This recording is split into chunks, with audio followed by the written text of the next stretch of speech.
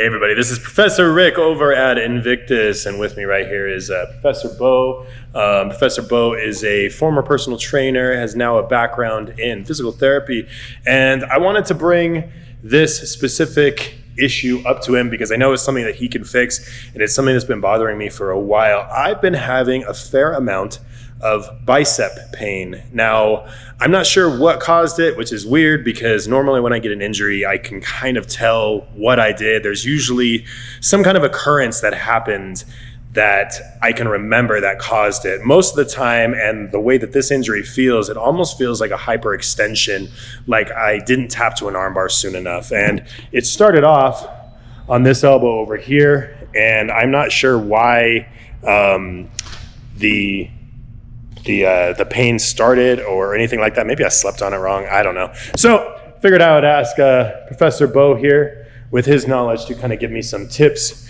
and some knowledge to kind of fixing that. And hopefully it's a quick fix, but you know, with most of our bodies, sometimes it's not always a quick fix. So Professor Beau, what is it you think about it? How you doing? So it could be a number of things, right?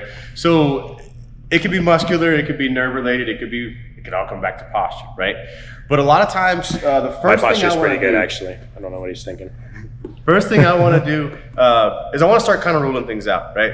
So if this movement hurts. Also, right? to rule it out, I also have a wife, so that's not an issue. This movement here specifically, right? If this hurts, right, then I'm going to want to stretch it the other way. If this movement hurts, then I'm going to want to stretch it the other way. So first thing I like to do, right, before I even get into any weights is, if I'm getting some pain from, I don't know, from about halfway down the bicep down to here, first thing I want to do is just stretch it out, just see how that stretch feels. The best, quickest stretch I got, I take my hand, I do this, okay? And you got to start with your arm bent at about 90 degrees, okay? I pull back the wrist, or pull back the hand, and then I extend the arm. Now, if everything is super tight, you're probably going to get to here and you're going to start to feel the stretch. So can you do this off of a wall? Is this something you should always do with your hand like that? Oh, this is just doing it standing. I actually can do this on the table. I can do this on a wall. Okay.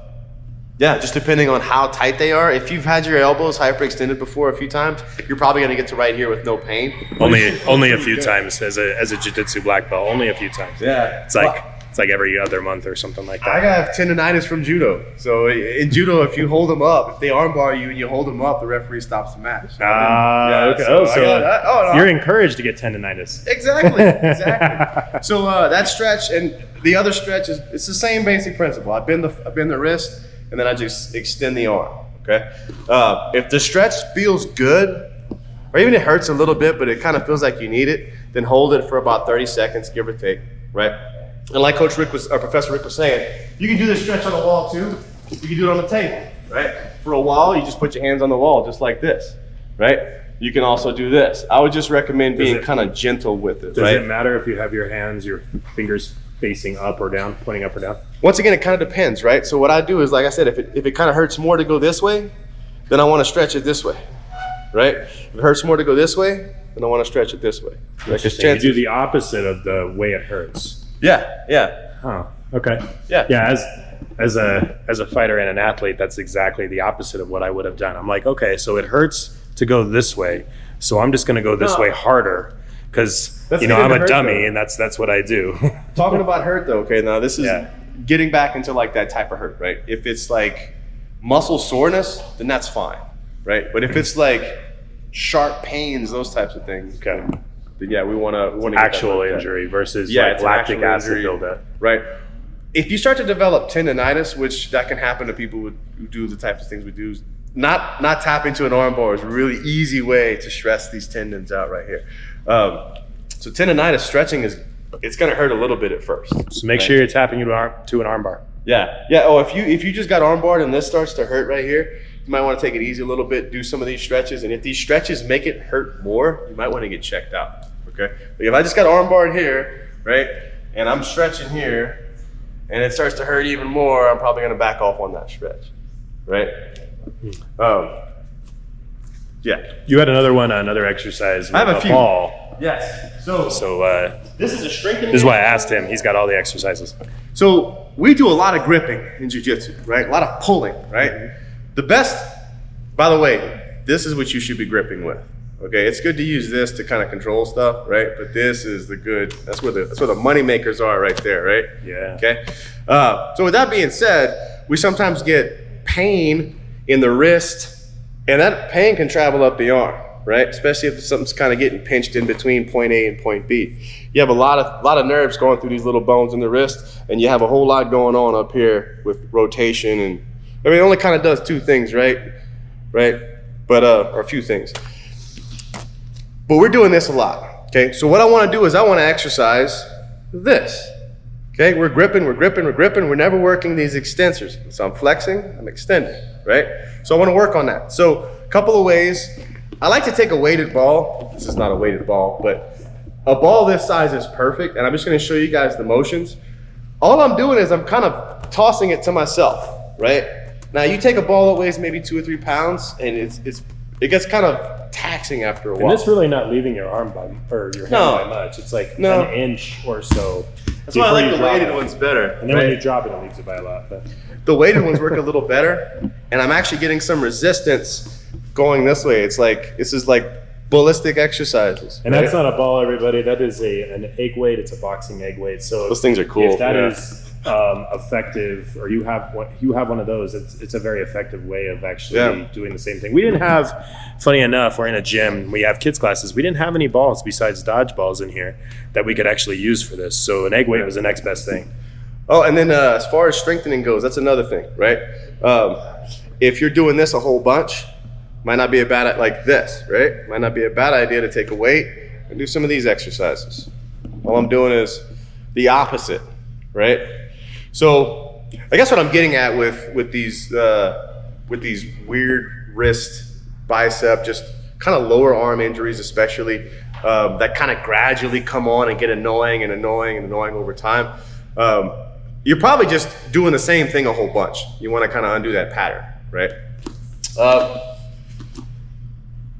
That's pretty much what I do there. Yeah, okay. I do the stretching, and then just to clarify, because so you're working basically, if I'm trying to understand this, you're working the opposite muscle groups as what probably would have caused it. So if I'm using a lot of pull and tight and clenching of like my fists and things like that, you're trying to exercise the opposite by exercising the open, the stretch, and things like that. That's exactly. So not to get too fancy and too complicated, y'all, but muscles have an antagonist and an agonist relationship. We'll flip that. Agonist-antagonist relationship, right? Using the arm, for example, flexion and extension. I didn't even know agonist was a word. I've heard of antagonist. Everybody's heard of antagonist. That's the bad guy. Yeah, right? It's an antagonist. I've never heard of an agonist. It's the bad guy. No. Yeah. In terms of just kinesiology and a fancy word for how the body, study of movement, the agonist is the muscle that's moving the thing, and the antagonist is the one that's not moving, right? So it comes down to, when I do this muscle gets shorter, this muscle gets longer, okay? Over time, if I keep this muscle shortened and this muscle lengthened, these muscles are not gonna be happy, and they're not gonna perform like they're supposed to, right? So what I'm doing basically, if I'm doing a whole bunch of gripping and pulling and all this stuff, what do y'all think? These are shortening, these are staying lengthened, right? So maybe I should lengthen these. He's just using this opportunity to flex. Right? That's it, yeah. I should have did my good side, right? Yeah, so that's all I'm doing with these exercises, right? And then as far as frequency goes, I would say maybe 2 or 3 times a day, no more than 10, 20 reps, right? Just cool. Take a little break, do some of these. Maybe see how long you can go. See if you can go for like 2 minutes without dropping it on your foot, right? And then do the other side, because it's always good to work both sides. Should you be stretches? And do some stretches. 30-second holds. Should you be doing any alternating of like ice and heat, things like that in between those, or is it primarily at this point? Because mine's been bothering me for now almost 2 weeks. And like I said, it wasn't anything that I knew happened. It wasn't that I held an arm bar for too long, or I'm sorry, it was held in an arm bar for too long or something like that. It was like chronic over time. Yeah, it was either chronic, but it just happened abruptly. So something triggered it. Something triggered it, but I just don't remember. Maybe it's my advanced age or something like that. I just don't remember what it was that hurt me. But yeah, I don't know what it is that caused it. But it started about 2 weeks ago, and I have not been able to get it to kind of loosen up. That could be more going on with that. You know, if it's something that was abrupt that caused it, maybe you tweaked it and didn't know it. Did it hurt right away? No, like. It was one of those things where I feel like I woke up one day and I tried to fully extend my elbow, and I noticed that there was a lack of range of motion on the opening and the full closing. So like I could open it to about almost open, and then when I tried to close it, I could only close it to about here. It felt like a hyperextension. It felt very much like every time that I've gotten a little brave about trying to escape an armbar that I probably shouldn't have, and I hyperextended it, right? So it's so that could be something more chronic, and this type of stuff's going to help it, right? Okay. The stretching, the strengthening, in terms of chronic stuff like the tendonitis, those types of injuries. Working the side that needs it, or I should say, shortening the side that needs to be shortened and lengthening the side that needs to be lengthened is what's going to help. Okay. Cool. There's other things to do out there, but as far as what I'm going to throw on this video, I'll keep it simple with exercises and stretches. Cool. So awesome. Well, that was Professor Beau, everybody. So I hope this helps you guys. I'll definitely start putting these to practice, and hopefully I'm going to see a change in mine too. Mine's not crippling, but it's definitely frustrating.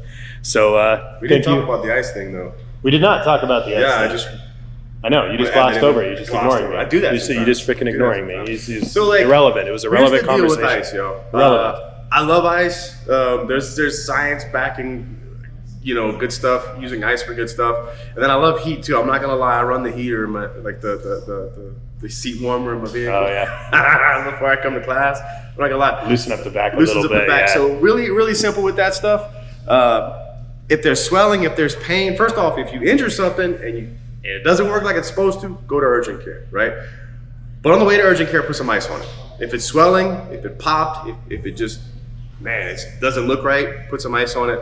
I usually use heat for tight muscles. So I use ice for pain, and I use ice for swelling, and I use heat for tight muscles. If you want to alternate, some people like to alternate. I think if you got swelling, don't put a hot pack on it at all, period. Yeah, it's I think ice for inflammation is what I remember, and then heat for strains and heat for loosening muscles. Correct. Right? Yep. Cool. Awesome. Well, thank you, Professor Beau, and hopefully this helped everybody, and we will see you guys on the next one. Thanks, guys. Later.